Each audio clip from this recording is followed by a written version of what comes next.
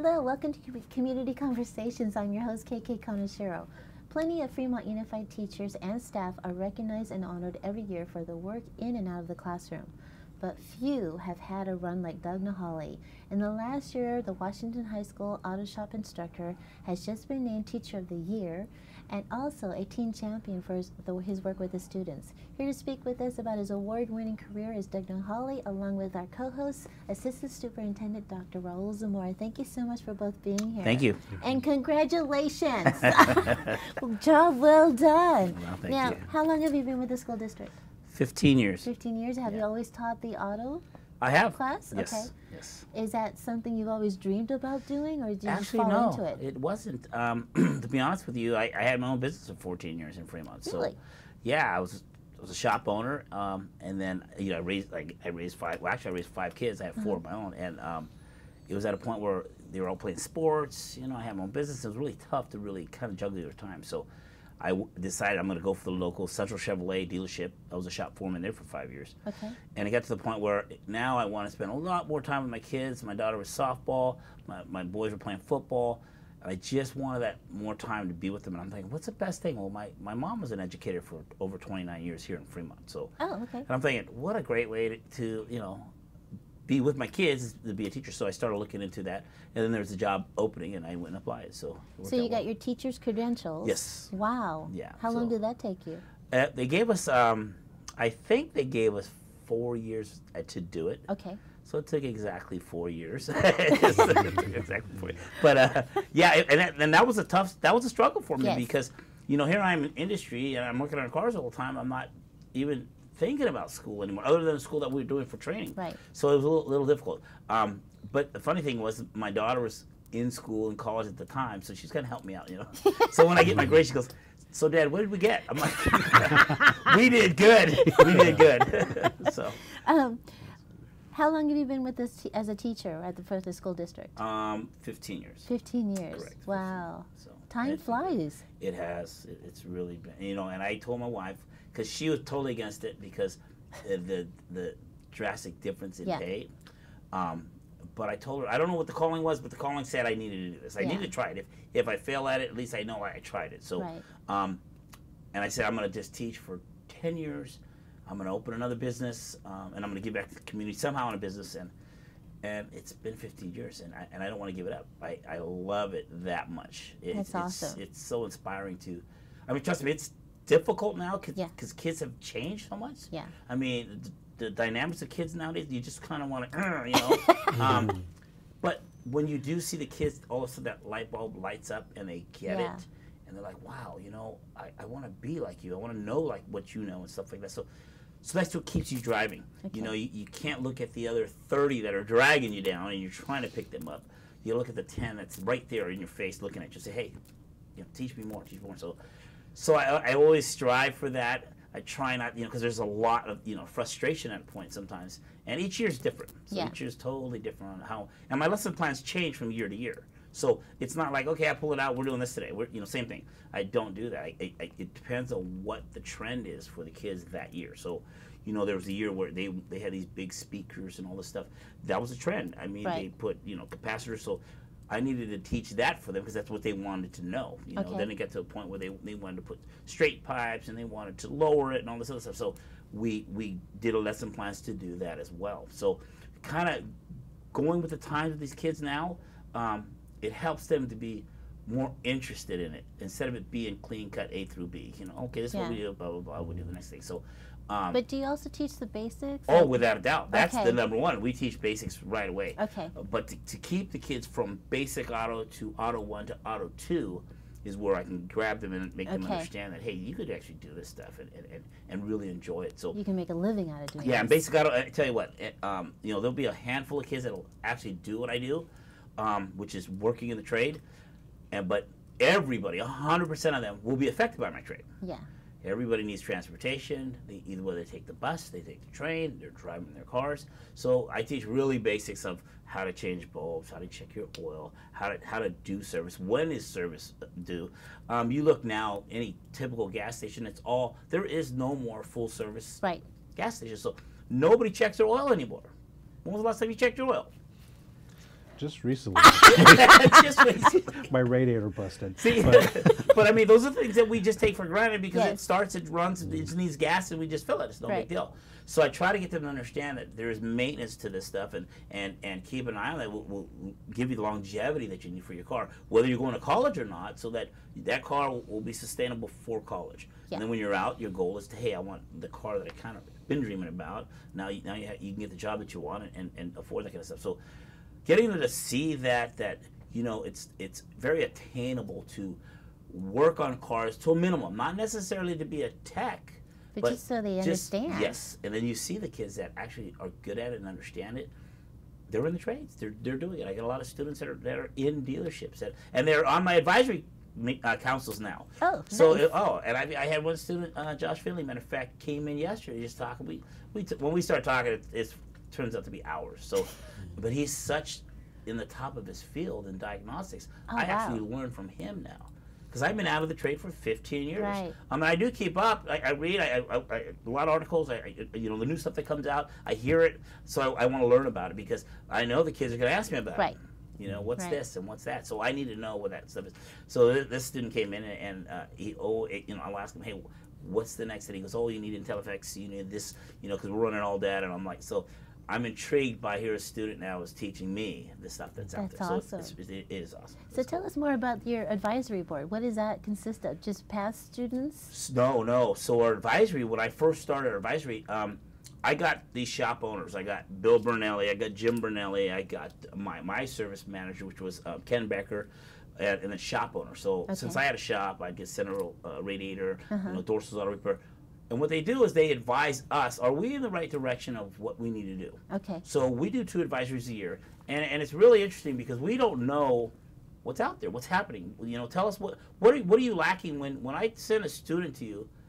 What is he lacking? What do I need to teach him so you feel comfortable for being in your shop? So I'll up the DVOM meters, which is digital volt ohm meters, so that they can't read digital volt ohm meters. Okay, so I'll push a little bit more on that. They don't understand this. So those are the things that we have our advisors for. Okay. If there's equipment that we need in our shop, they say, hey, you know what? You don't have this. This is what's out there now. The kids are going to see it as soon as they walk out the door. You need that. Okay. So whether if the funds are there, then great. We need to get it. If it's not, it's a goal that we can try to achieve. Yeah. But this is something that goes out. So that's what our advisor's for. Okay. Yeah. So with all these recent awards you've received, tell us about your teaching philosophy. Because that's, I think, what's made you stand out. You know, it's funny because there's no way that I would ever think to be acknowledged for me. I'm a tyrant in the classroom. I'm yelling at the kids. I'm, not realizing that, here I am aggressive to them. That, my daughter made a comment. She goes, you're very passionate at what you do. I'm like, well, I want them to know it. I want them to learn it, right? So, and then when the kids found out, they're like, really? So, I don't know. I just do what I do. I love what I do. I enjoy it. I enjoy seeing their expressions when they get it. Yeah. When they're right on track. I'm like, oh wow, this I can do this. Yeah. Oh yeah, you can. So I guess I don't know. That's what. Okay. What really came through is during the award ceremony, they had testimonies from students, Oh. and that really spoke to his passion. And I think when you were nearing the end of your speech, you could hear a pin drop, and people were almost in tears because you were talking about your family experience. You were talking about what it means to teach and your background and where you came from. Right. And it was just the passion and love for what he does on a daily basis. It was just amazing, and people were at the edge of their seats. It was just unbelievable. I still remember that time. Thank you. So you think you're yelling and all the kids feel love. Well, it's funny. So I'm sitting there, I'm hammering a kid, this and that, and then they turn around. Oh, we love you, Mr. Hall. Did I just not chew you out? That's why we love this class. I'm like, really? But and that's where it comes down to, where the kids are, is you don't realize is that what you're disciplining them with and what you're asking from them is something that they really need, right? There's And a can need out achieve. there. And achieve, you bet. Yeah. So that's where you start. I start in back off and say, hey, okay, I know this is a need that they need, and I know that they can reach that. So it is really, it's good. So when you were given this award, Obviously you knew about it because you had to write a speech. Right. But what did that feel like when you were notified?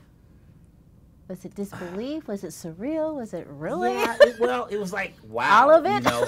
But the thing is two of the teachers that were really good friends of mine had gotten it in the past 6 years. So first thing they said is, oh, good luck with all the work you have to do. I'm like, oh, great. You know, can't they just say, hey, we nominated you, and that was about it? So, you know, but at first it was like, wow, yeah, it was surreal. It was kind of like, wow, I can't believe that. But, you know, then as I started talking to, you know, students and parents or whatever, and it was like, you know, they confirmed it, you know, that, hey, you deserve to be there. So that's great. It's a good thing. What was winning the Give Teens 20 award? That was actually, they put a booth in we do an annual car show at the Washington High School in front of the school. And Kathy Laylaw asked if she could put a booth there for the Give Teens 20. Yep. And it was kind of honor the K-9 unit for Fremont. So they came out there. And here's all my students that generally, they do the whole car show. They work it. You know, I'm just the puppet master. Hey, you need to do this. And she's sitting there and watching the whole time. And all the students that in her program were past students of mine as well. Oh, wow. She's just like, okay, this is kind of a no-brainer here. We're looking for somebody that actually inspires the kids. And she's sitting in the car show going, didn't even think, you know what, you're the person. So, and they put up the vote, and I guess I won. So nice. When did you get that award?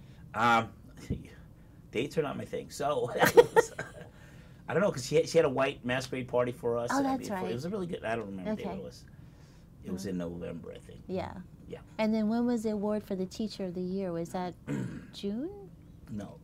It was it was September, October. Okay. Right. I think it was October. September, October, maybe. You got an award from Give Teen 20, and you got an award from Mission Valley Regional Occupational Program Teacher of the Year. When was that? Do you have time to teach with all this? I know. Exactly. So anyway, I mean, you know, it's a great accomplishment. It's so nice because it kind of justifies why you're there. Yeah. You know, people recognize that you are doing a good job. Because sometimes you're doing it, and you know, you're getting no feedback from the kids, you know, till later when they come back and say, hey, I'm in the shop now, and I'm this and that. So to get that, and unfortunately, I mean, not fortunately, but fortunately, it was all one time. So a lot of things were going on at that time. So it was good. I was blessed for sure. That's good. So, what are the parents saying about you? Do you get good feedback from the parents? Like, you've done a great job with my son? Oh, all the time. Yeah? And I tell you, I went to the booster crab feed for Washington High School at Holy Spirit.